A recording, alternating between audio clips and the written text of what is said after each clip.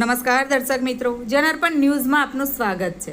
Gambhira bridge દુર્ઘટના બાદ નંદીશ્રી mini નદીનો બ્રિજ બંધ કરવામાં આવ્યો। હજારો લોકો અને ઉદ્યોગો મુશ્કેલીમાં મુકાયા। વિકલ્પ માર્ગ નંદીશ્રી રેલવે ફાટક પર ભારે ટ્રાફિક જામ। દિલ્હી મુંબઈ કોરિડોરની સેંકડો ટ્રેનોને કારણે કલાકો ફાટક બંધ। આગ કે દુર્ઘટનામાં બચાવ, વાહનોને અવરજવર માટે મુશ્કેલી। ઉદ્યોગોને રો મટીરિયલ સપ્લાયમાં વિલંબ, ઉત્પાદનમાં અસર।